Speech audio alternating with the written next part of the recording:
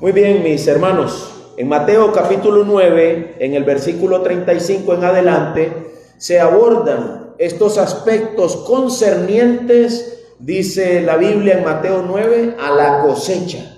Ustedes vieron que la cosecha es una palabra que se repite dentro de esa sección bíblica, la cosecha. El punto es que desde Mateo capítulo 8 en adelante, 8, 9, 10, encontramos una sección en la que se dice que el evangelio está creciendo, que lo que está ocurriendo es una expansión del evangelio. El evangelio crece, el evangelio fluye y por lo tanto se empiezan a ver ciertas necesidades. Cuando el evangelio está corriendo, cuando el evangelio está fluyendo, se aprecian ciertas necesidades. Vuelvan su mirada conmigo de nuevo, por favor, a Mateo 9:35. Vuelvan su mirada ahí y observen lo que está ocurriendo en el ministerio de Jesús en la tierra. Mateo 9:35 dice: Jesús recorría todas las ciudades y aldeas. ¿Y qué estaba haciendo al recorrer estas ciudades? Mira ahí, dice, enseñando.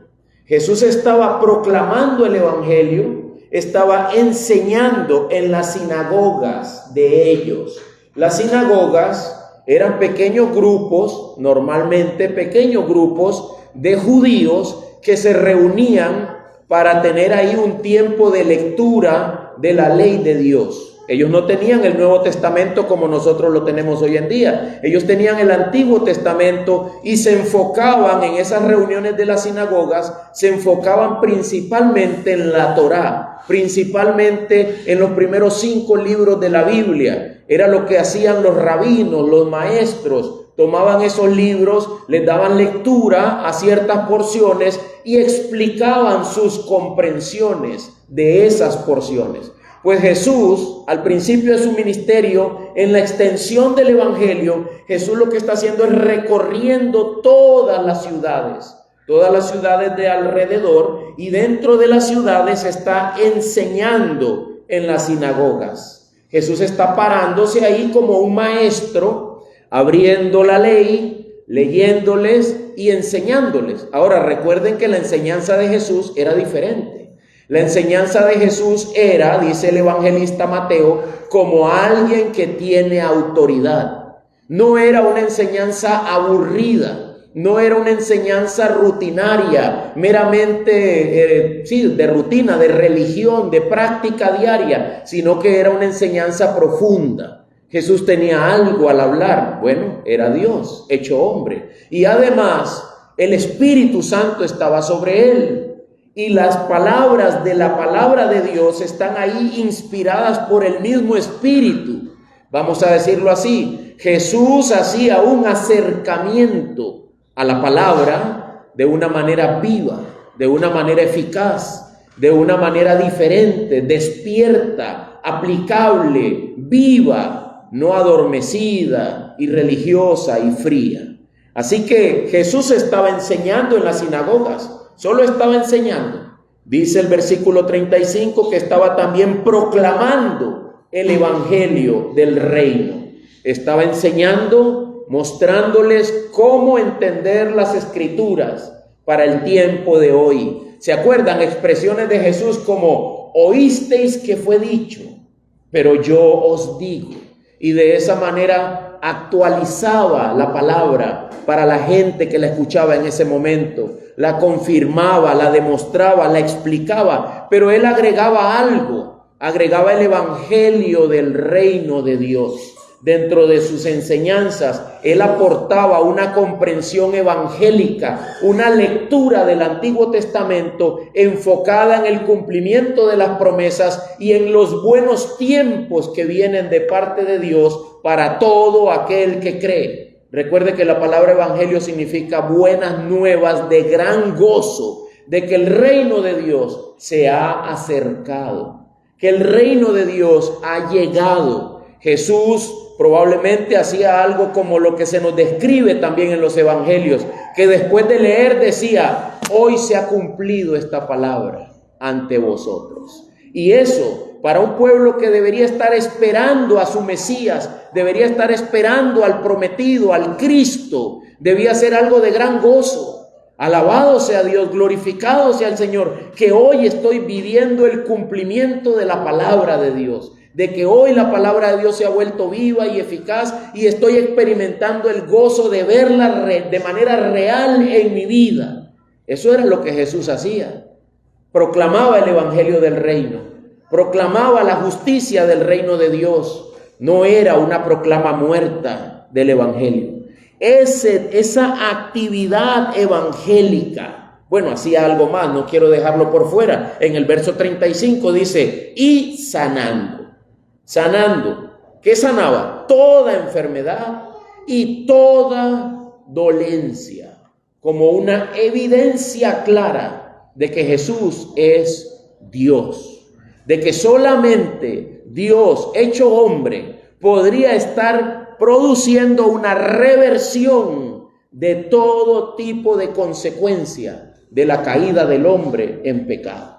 La Biblia dice que por causa de la introducción del pecado en el mundo, también entró la muerte. Y de la mano con el término muerte encontramos todo lo que tenga que ver con la muerte realmente, todo tipo de enfermedad, todo tipo de dolencia. Ahora dime, ¿puede un hombre ponerse a sanar todo tipo de enfermedad, todo tipo de dolencia? No, ni siquiera los médicos pueden. Ellos pueden tratar, ellos pueden diagnosticar, ellos pueden dar un tratamiento sobre ese padecimiento, pero ellos no lo sanan. Ellos no dicen, listo, ya está, levántate, estás limpio. Ya, tus ojos que vean ya. Jesús sí lo hacía, con solo tocar, con solo ver, con solo hacer un mínimo contacto con la persona o simplemente dando la palabra. Simplemente diciendo, sea, y de inmediato era hecho. Toda esa actividad evangélica única, genera lo que sigue ahora diciendo el verso 36. Mira conmigo ahí, Mateo 9:36. Y viendo las multitudes, a Jesús no lo seguían unos cuantos, lo seguían miles. Cuando el evangelio fue creciendo, cientos de miles de personas. En alguna vez se contaron 3,000, 5,000, sin contar mujeres y niños, solo varones. 5,000, 3,000, ¿te imaginas? Esos son números multitudinarios. Eran multitudes las que lo seguían, y cuando él ve las multitudes, ¿qué experimenta? Tiene compasión de ellas. ¿Por qué? Ahí dice por qué.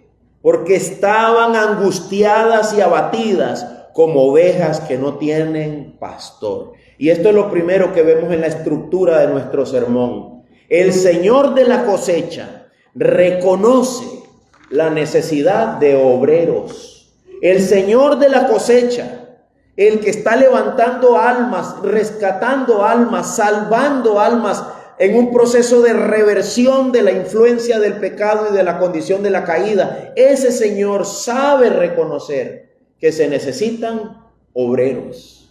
Y esa necesidad de obreros viene relacionada a la compasión. Dice el verso 36 de nuevo, viendo las multitudes, tuvo compasión de ellas, porque estaban en una condición de miseria. Las describen a las multitudes como angustiadas y abatidas. Jesús, el Señor de la cosecha, tiene esta visión de la gente, tiene esta visión de las personas que le siguen, de las personas que están interesadas en Él. Tiene esta visión de personas abatidas, personas angustiadas, que se parecen, hay un símil, hay un cómo, se parecen a ovejas que no tienen pastor. Las ovejas que no tienen pastor, decía Matthew Henry, un creyente del pasado y gran predicador, decía, las expone, la oveja que no tiene pastor está expuesta al pillaje y al error doctrinal. ¿Qué es el pillaje? De que lo asalten, que los pillos lo asalten. La oveja que no tiene pastor está expuesta a que lo roben, a que lo asalten y además a el error doctrinal. La persona que no tiene quien la pastoree y la lleve a Cristo de una manera correcta puede terminar siendo asaltada. Cuando usted visita una iglesia, eso es bueno, pero eso también es peligroso. Porque si usted anda de visita, usted no sabe, usted no tiene pastor, usted no tiene quien lo cuide, usted puede terminar asaltado. Lo pueden terminar robando, ¿verdad? Usted puede estar expuesto al pillaje, pero no solo a eso, sino también al error doctrinal.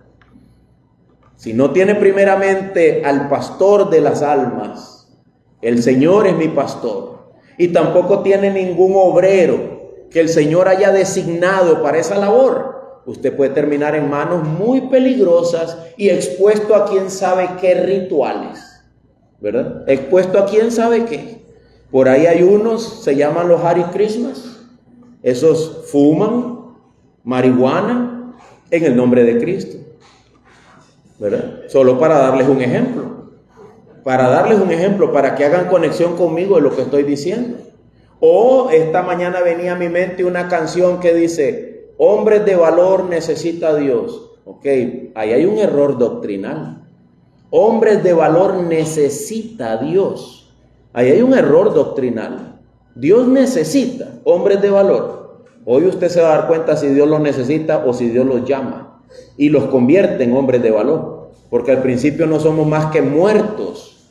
Dice la Biblia que estábamos muertos en delitos y pecados. ¿Cuánto puede valer eso?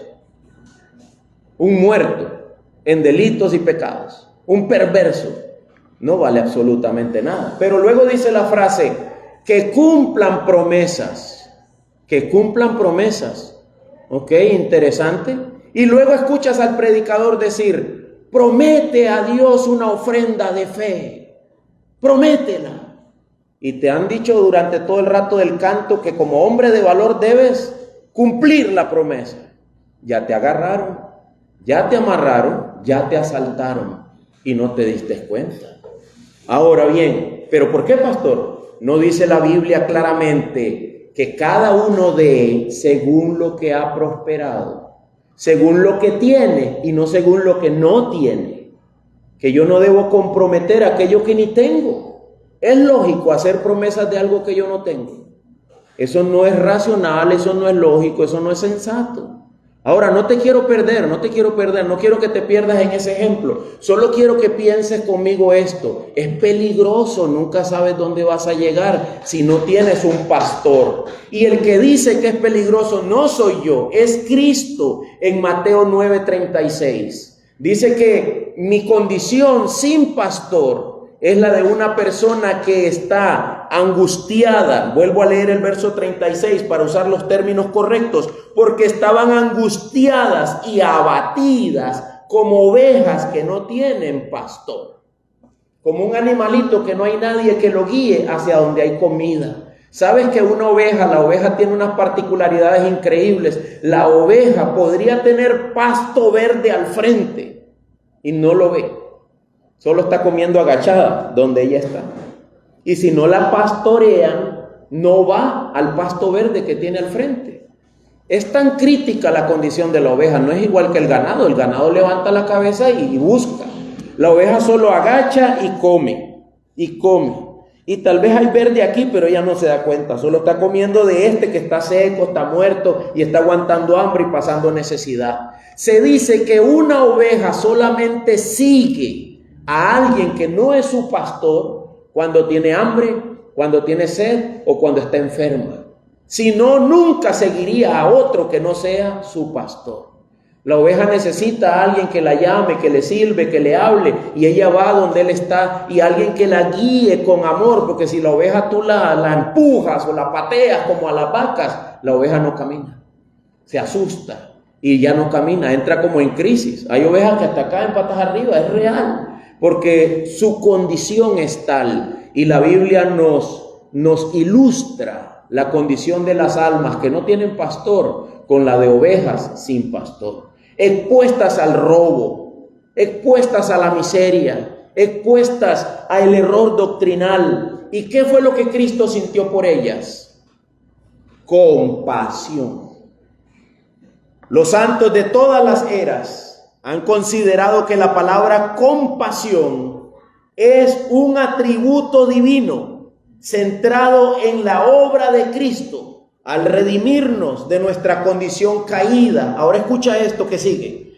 No buscando solo aliviar mis problemas de manera temporales, sino transformarme eternamente por medio del Evangelio.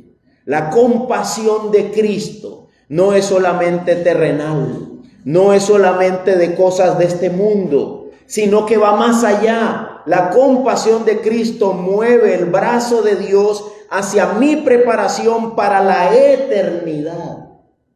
Es bastante difícil, decía un teólogo, es bastante difícil no tener dinero. Es bastante difícil que mi salud esté quebrantada, pero hay algo peor y es no conocer a Cristo. Hay algo peor y es no estar en una relación correcta con mi Dios. Eso es lo que mueve la compasión de Cristo. El hecho de preparar a estas almas para la eternidad. Entonces, hermanos míos, ¿reconoce o no el Señor de la obra la necesidad que hay? Claro, la reconoce de manera tal que hasta dice que están como ovejas que no tienen pastor. Se da cuenta de que a pesar de que Él está ahí, es necesario que haya más gente. Es necesario que otros se involucren. Es necesario que otros participen. Es necesario que otros vayan y hagan ese trabajo. A la hora de entrar en el campo y de levantar la cosecha con arduo trabajo, sin embargo, la Biblia nos muestra que siempre falta mano de obra. Ahí está Cristo predicando, ahí está Cristo expandiendo el Evangelio, proclamándolo, y sin embargo se hace evidente una necesidad real y profunda. Falta gente que trabaje. Mira lo que dice el texto siguiente, Mateo 9:37. Entonces dijo a sus discípulos, la cosecha es ¿cuánto, hermano?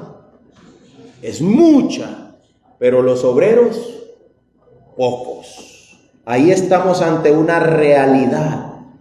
Entonces el Señor de la cosecha reconoce la necesidad de obreros, pero el Señor de la cosecha también reconoce la realidad. ¿Cuál es la realidad? Que los obreros son pocos.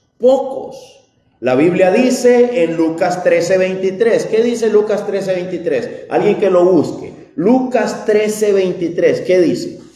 Lucas 13:23. Cuando lo encuentre ahí, yo voy a citarlo y usted va a verificar que sea cierto lo que estoy diciendo. Lucas 13:23. ¿Qué dice? Que alguien se acercó a Jesús y dijo, Señor, Lucas 13:23. Señor, ¿qué fue la pregunta?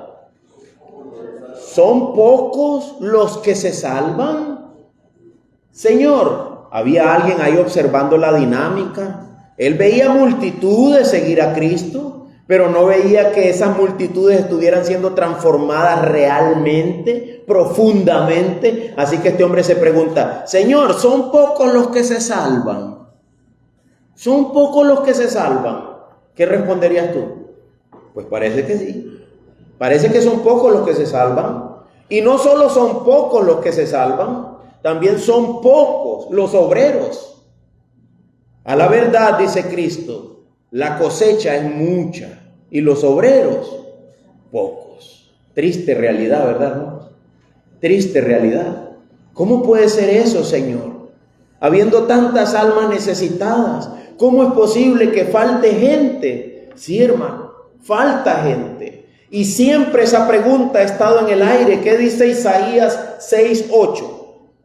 Isaías, profeta Isaías, capítulo 6, versículo 8. Después, dice Isaías, oí la voz del Señor que decía, ¿qué es lo que dice la voz del Señor en Isaías 6:8? ¿A quién enviaré y quién irá por nosotros? En Isaías 6:8. ¿Quién irá? ¿Quién irá? ¿Quién va a ir predicando? ¿Quién va a ir proclamando el Evangelio? ¿Quién va a colaborar en la obra del ministerio? ¿A quién enviaremos? Si haces memoria de cuántos eran los creyentes de la iglesia primera, después de que Cristo ascendió al cielo, ¿cuántos eran? Pasó de ser miles a ser solo 120. En el libro de los Hechos lo puedes leer. Eran como 120 en número los que se congregaban en el aposento alto para orar. Y Pedro se puso en pie. Escucha, de 120. Pedro se puso en pie y dice: hermanos, Judas pecó y entregó a Cristo. Y luego fue y se ahorcó, tal como estaba escrito de él.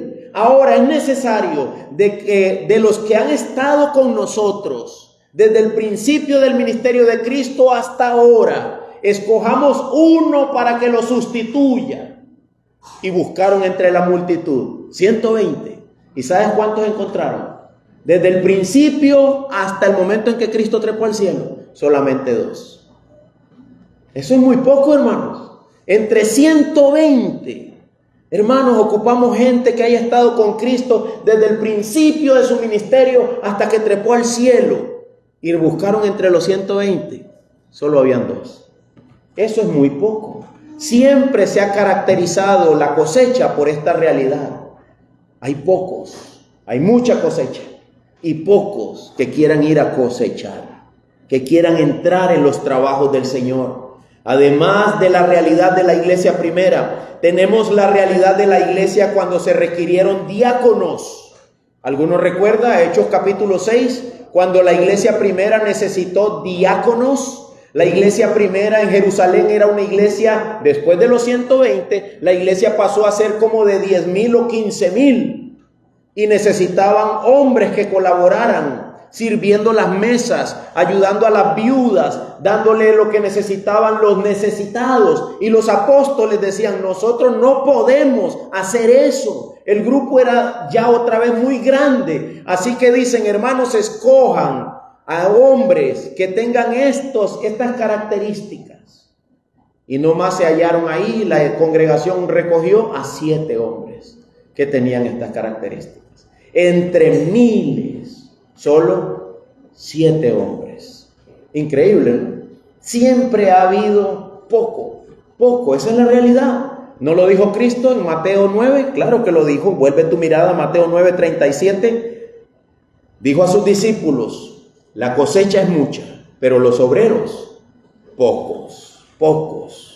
Pablo, el apóstol Pablo, estaba predicando el evangelio por todas las regiones del mundo conocido, el mundo antiguo, Asia Mayor, Asia Menor, todas las regiones del mundo conocido, Europa. Se cree que Pablo alcanzó a llegar a España, que Pablo alcanzó a llegar a Roma. Algunos piensan que sí. Yo digo, si no llegó él, por lo menos sí llegó el evangelio que él predicaba. Toda Europa, Italia, todo eso estaba siendo lleno del evangelio en la época del apóstol Pablo. Habían iglesias crecientes por todas partes. Y Pablo dice esto a Timoteo: el que anhela ser un obispo, o sea, un anciano, un pastor de la iglesia, el que anhela obispado, buena obra desea.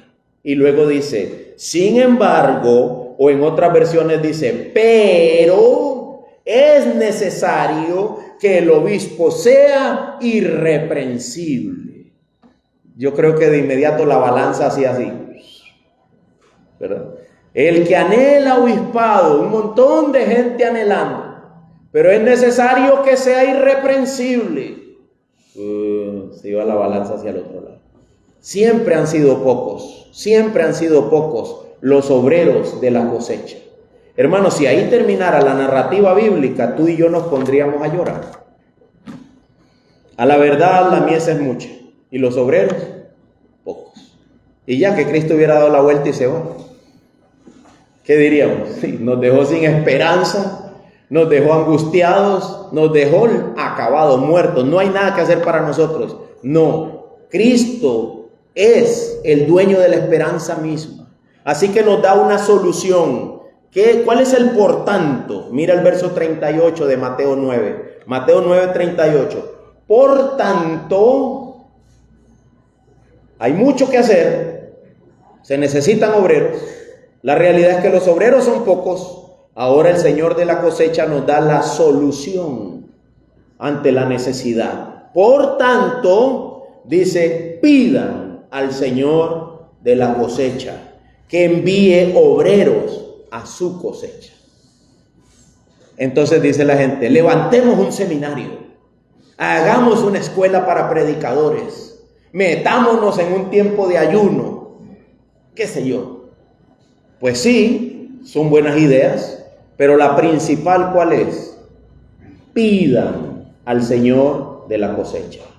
No arranques una fábrica de prefa pastores, prefa líderes. No. Pide al Señor de la cosecha. Pide al Señor de la cosecha. Hermanos, como hombres, y esto es aplicable a muchas áreas de nuestra vida, y digo hombres con H mayúscula, es decir, todo el género humano. Como hombres, normalmente buscamos solucionar las cosas a nuestra manera, usando nuestros métodos, los métodos nuestros. Ira, enojo, pleitos, los métodos nuestros. Pero ¿cuál es el método de Dios? Pida. Quiero leerte una lista, presta atención.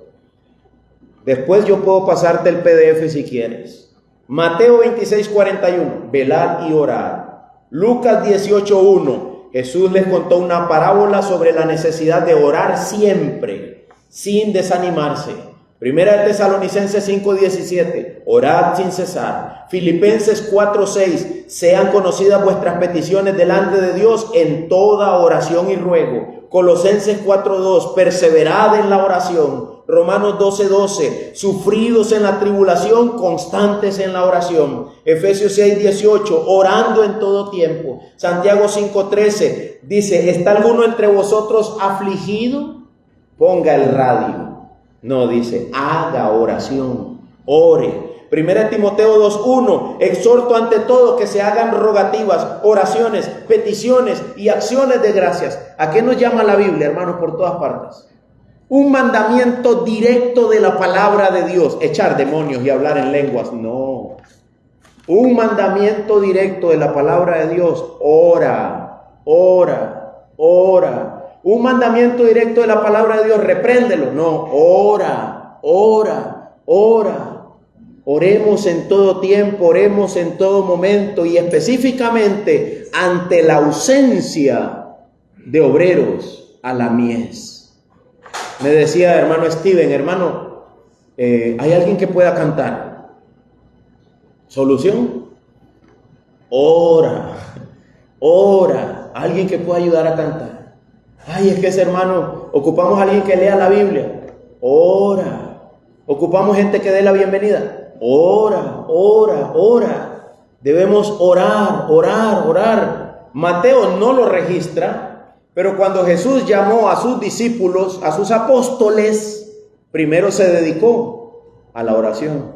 Primero estuvo orando, buscando al Padre Dios en oración. Jesús antes de ir a la cruz, primero estuvo en oración. Jesús en su vida diaria, todo el tiempo, constantemente, siempre estaba haciendo ¿qué? Orando, alejándose de las multitudes para hablar con Dios, para orar, para tener un tiempo con Dios especialmente. Hermanos, el Señor de la cosecha es el dueño por excelencia de las almas. Solo Él puede proveer lo que las almas realmente requieren. La obra es de Él, no es nuestra. Es Él quien hace su obra y es Él quien llama a sus obreros a la cosecha. La cosecha es mucha, los obreros pocos. La solución, pídanle al Señor de la cosecha. Pídanle al Señor de la cosecha. Creo que no es suficientemente enfático. Pidan al Señor de la cosecha. Es decir, constantemente, constantemente he estado pensando en esto. Señor, da obreros para tu obra. Da obreros, Señor. Da obreros. Mis métodos no funcionan. La ira del hombre no obra la justicia de Dios. Mis métodos no funcionan. Ni aunque los regaño, ni aunque les pido, ni aunque les digo, ni aunque les señalo, les digo que se junten, que busquen un compañero de oración, que vengan temprano, que lleguen a tiempo. Nada, no hay forma. Los puedes poner de cabeza, los puedes asaltar, los puedes crucificar. No hay forma. Solo puedes pedir al Señor de la cosecha. Levanta, Señor, levanta hombres que dirijan tu obra, que sigan esta obra, que continúen el proceso de cosecha, que tengan una mentalidad correcta, Señor, que te den la gloria a ti, que sean esos hombres de los que habla Pablo. Levántalos, Señor, levántalos, Señor. ¿Cada cuánto usted ora por eso, hermano? Una vez dijo Spurgeon desde el púlpito, le reclamó a su iglesia y les dijo: me siento solo predicando. Y dijo él, y creo que es su culpa, le dijo a la iglesia, porque no oraban por él, porque no le pedían a Dios por su pastor, por su predicación, para que sea buena, para que sea santa, para que sea digna, para que sea útil, para que despierte nuestras mentes, para que andemos en tu palabra, para que hagamos tu voluntad. Así que le reclamó a la iglesia. Creo que es culpa de ustedes, porque seguro él había pasado orando todo el tiempo y aún así se trepó al púlpito y se sentía solo. Y ese hombre normalmente tenía 600 personas orando debajo de él, debajo de su púlpito. Ahí en un sótano había 600 gente orando mientras él predicaba. Creo que leí yo 600, no sé. Era bastante, no recuerdo, ¿verdad?, la precisión del número. Pero hermanos míos, si hay algo que nosotros necesitamos hacer, ¿sabes qué es? Orar. Orar. ¿Quién es el dueño de las almas? Dios. ¿Quién puede transformarlas? Dios. Ora, ora. Y cuando veas la transformación, no toques nada. Vienen llorando, soy un pecador. Acompáñalo, ora con él, pero no toques nada. Deja que Dios siga haciendo lo suyo. Deja que Dios haga lo que solo Él puede hacer. La obra es del Señor. La cosecha es del Señor. Los obreros que van a venir son del Señor. Los va a llamar el Señor. Y como una muestra de eso, dice Mateo 10. Mira conmigo Mateo 10:1. ¿Cuál fue el acto seguido? Llamando a sus 12 discípulos. Jesús les dio poder sobre los espíritus inmundos para expulsarlos, para sanar toda enfermedad y toda dolencia. Los nombres de los 12 apóstoles son estos. Primero, Simón, llamado Pedro, y Andrés, su hermano. Jacobo, el hijo de Zebedeo, y Juan, su hermano. Felipe y Bartolomé, Tomás y Mateo, el recaudador de impuestos, es decir, Mateo. Yo, dice Mateo, yo. También a mí me llamó el Señor, dice Mateo, el recaudador de impuestos. Jacobo, el hijo de Alfeo, y Tadeo, Simón el cananita. Y por último, como siempre, Judas, el Iscariote, el que también lo entregó. Siempre, de último. En parejas. La pareja que siempre estaba presente, de los más prominentes, las primeras dos parejas, ¿verdad? Pedro y Jacobo y Juan.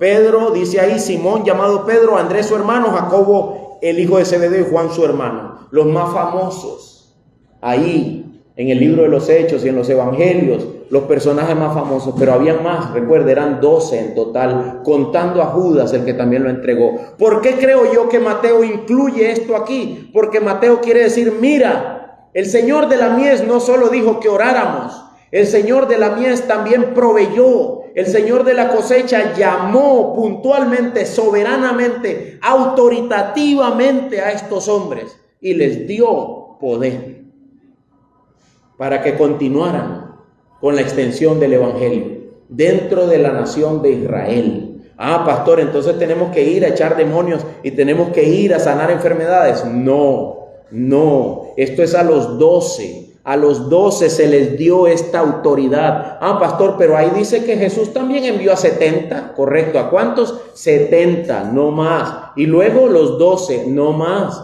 Los primeros 70 eran un grupo de discípulos que Él mandó a predicar y Él les dio esa autoridad. Y vinieron como locos porque los demonios se les sujetaban. ¿Y qué les dijo Cristo?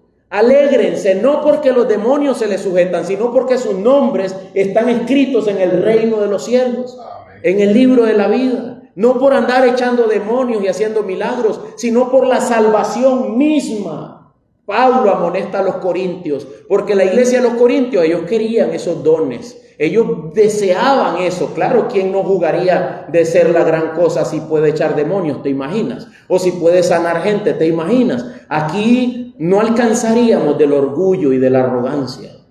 Hay un demonio por allá, llámenme a mí, ¿verdad? No, dice el Señor, no. Eran grupos limitados que podían hacer eso. ¿Qué es lo que sí se nos mandó? Predica, haz discípulos, enséñales la palabra, enséñales a guardar todo lo que yo les he mandado. Y luego Pablo dice en sus cartas que Dios, por medio de Cristo, nos traslada. Escucha de dónde nos traslada. No nos echa un demonio, no, nos traslada del reino de las tinieblas al reino de su amado Hijo. No me hace una limpia, no, me trasplanta completamente, me da, como dirían los profetas, un corazón nuevo, me da nuevos deseos y me enseña a amar a Dios y a mi prójimo como a mí mismo. Dios hace eso por medio de su Espíritu Santo. Su Espíritu ya está operativo, dice Cristo en Juan, yo me voy, pero les enviaré otro, el Consolador. Él les va a enseñar todo. Él los va a guiar a toda verdad. El Espíritu los va a convencer de pecado. El Espíritu Santo los va a convencer de justicia, de juicio, de la necesidad que tienen de Cristo. Y te va a enseñar las verdades de Cristo. Y nos va a salvar. Aquel que tiene el Espíritu de Él corre en ríos de agua viva. Hermanos míos, y dicen los evangelios que nosotros debemos pedir por el Espíritu, que el Espíritu nos sea dado. Pero aquí, en la narrativa de los evangelios, en los principios de la época en que se proclamó el evangelio, 12 hombres fueron investidos con el poder de Cristo para seguir proclamando el evangelio. ¿Y ahí terminó todo? No, ahí no terminó. Ve conmigo a Efesios 4:11, por favor. Efesios 4, donde tuvimos nuestra lectura. Efesios 4. Ahí nos muestra qué pasó después de los apóstoles. En Efesios 4, específicamente en el versículo 11. Efesios 4, 11. ¿Lo tienes? Efesios 4, 11. Y Él dio a algunos, estos son los obreros de la cosecha, a algunos les dio el ser apóstoles, a otros profetas, a otros evangelistas, a otros pastores y maestros. ¿A fin de qué? De capacitar a los santos para la obra del ministerio, para la edificación del cuerpo de Cristo, hasta que todos lleguemos a la unidad de la fe y del pleno conocimiento del Hijo de Dios, a la condición de un hombre maduro, a la medida de la estatura de la plenitud de Cristo. El Señor de la cosecha. Pablo no hace un listado en orden. Pablo dice apóstoles, profetas, evangelistas, pastores, y en el original no dice pastores y maestros, dice pastores maestros. Son los obreros de la cosecha. En nuestra era se considera que están vigentes dos de esos tipos de obreros: los evangelistas y los pastores maestros. ¿Qué son los evangelistas? Los que proclaman el evangelio. Hay gente que proclama el evangelio, pero no dedican mucho tiempo a pastorear a esas almas. Y hay otros que se entregan completamente al pastoreo de almas. Viven dentro del redil de la iglesia, proclamando el evangelio, pastoreando las almas, llamándolas, aconsejándolas, hablándoles, buscándolas, comiendo con ellas, enseñándoles la palabra, el pastoreo de almas. Estos son los obreros a la mies del Señor. Estos son los obreros a la cosecha. Estos son los que Cristo ha de usar para que el rebaño no esté angustiado y abatido. La idea de la palabra angustiado lleva el significado hasta el término de estar molesto. La imagen que puedes tener en mente es la de un bebé con un cólico en el estómago.